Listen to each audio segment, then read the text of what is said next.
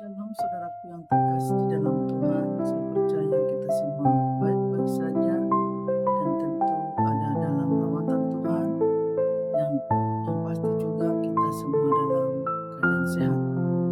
Saudaraku yang terkasih dalam Tuhan, pesan firman Tuhan pada saat ini bagi kita yang bertemakan kerajaan yang tidak tergoncangkan. Hal ini terdapat di dalam Ibrani pasal 12, 18 sampai 29. Saudaraku yang terkasih dalam Tuhan,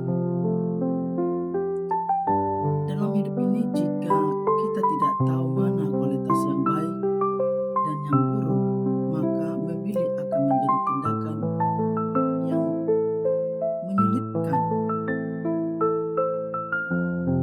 Jadi perlu hikmat di sini, perlu ketangkasan dan pengamatan yang sangat benar sehingga tidak salah mengambil keputusan. Maka hal ini,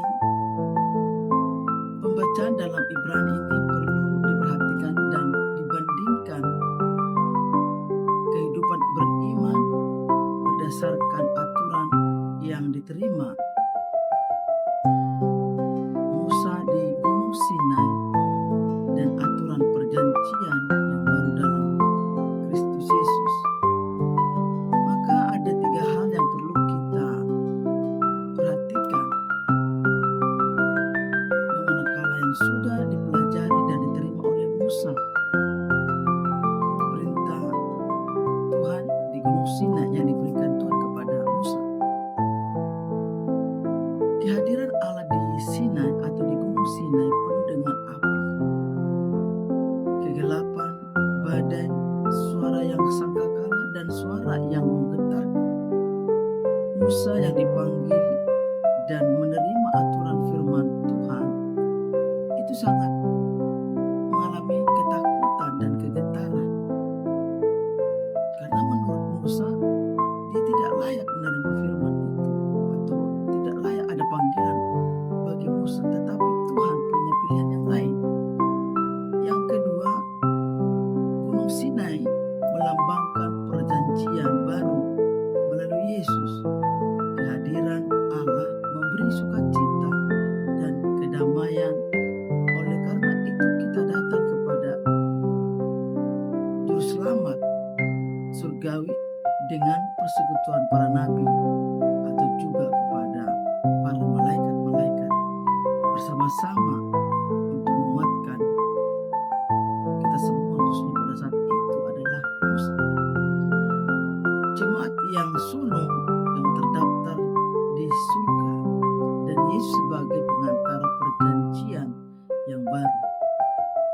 Makanya di dalam Yohanes 3 ayat 16, Allah sebagai perantara bagi kita, sebagai pendamai, karena kita sebagai manusia tidak ada kelayakan untuk datang kepada Bapa, tetapi karena ada perantara Yesus Kristus untuk memperdamaikan kita orang berdosa ini supaya dilayani.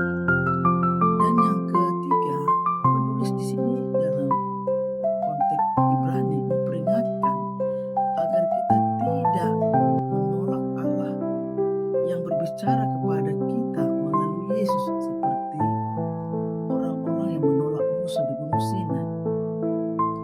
Allah akan mengguncang segala sesuatu sehingga hanya yang tidak tergoncangkan akan tetap ada.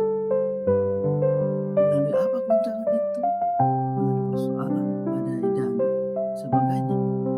Maka ketiga hal tersebut yang sudah dipaparkan tadi, kita belajar tentang gambaran hubungan manusia dengan Allah di bawah hukum Taurat, di mana dosa menghasilkan ketakutan dan hukuman. Gambaran tersebut kontrasnya dengan gambaran hubungan baru dengan Allah melalui iman kepada Yesus, di mana kita menerima pengampunan, kasih karunia, dan pengharapan. Oleh sebab itu kita bersyukur semua menerima kasih karunia Yesus Kristus di dalam hidup kita.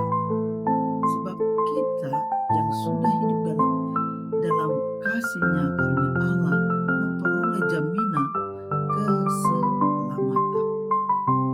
Sebagaimana pewaris kerajaan Allah, kita harus tetap setia dan beribadah kepada Allah. Ya, keselamatan itu kita jaga melalui ibadah kita, kehidupan kita kepada Tuhan. Mari kita kerjakan bagian kita masing-masing menurut cara yang diperkenankan Allah. Jadi mari kita jaga keselamatan itu menurut yang diperkenankan Allah. Jadi bukan menurut kita dalam ini untuk menjaga keselamatan. Mari kita diundang beribadah dengan rasa hormat dan takut akan Allah, karena Dialah yang menganugerahkan kepada kita kerajaan yang tidak tergoncangkan. Maka itu saudaraku yang terkasih di dalam Tuhan, perjumpaan dengan Allah dan Musa melambangkan perjanjian lama. Maka pengalaman ini menekankan betapa kudus dan menakutkan kehadiran Allah. Itu konteks ketika Musa dan Allah berjumpa di Gunung Sinai, dan ini melambangkan perjanjian baru yang penuh dengan sukacita. Karena apa? Karena keselamatan dan kasih karunia itu diberikan kepada kita orang percaya. Hal itu menggambarkan bahwa di dalam Kristus kita tidak lagi hidup dalam ketakutan dan hukum, tetapi di dalam sukacita dan damai sejahtera. Kerajaan Allah adalah kekal dan tidak tergoncangkan, dan sebagai penerima kerajaan ini kita harus hidup dalam penuh rasa syukur dan hormat, takut akan Allah. Penting bagi kita mendengarkan dan mentaati suara Allah dan hidup dengan rasa syukur dan hormat karena menerima kerajaan yang kekal yang tidak tergoncangkan. Maka saudaraku yang terkasih dalam Tuhan, mari kita berhati-hati dalam hidup ini. Di dalam firman Tuhan sudah ditekankan bagaimana kerajaan yang tidak tergoncangkan itu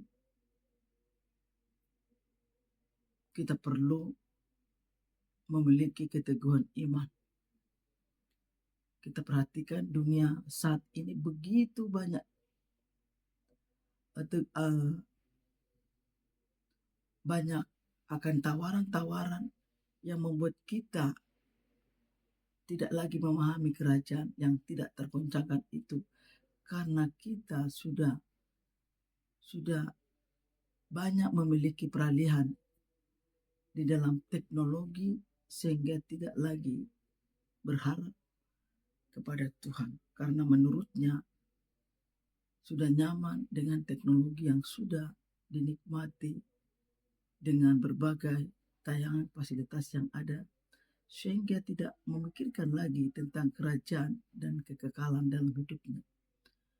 Sudah kebanyakan orang mundur dari ketetapan, kesetiaan, ketekunan kepada Allah, karena teknologi sudah membuat kebanyakan kenyamanan banyak orang, sehingga lagi tidak mau punya pengharapan yang sepenuhnya kepada Tuhan. Di kisah ini sudah dipaparkan bahwa bagaimana Musa mengalami perjumpaan dengan Allah. Ada rasa takut dan gentar karena Musa mendapatkan perkenanan yang manakala menjaga kehidupan kekekalan itu. Jadi saudaraku yang terkasih dalam Tuhan, mari kita memiliki prinsip untuk tetap menjaga kerajaan yang kekal itu. Jangan biarkan ilah-ilah dunia ini mempengaruhi hidup kita.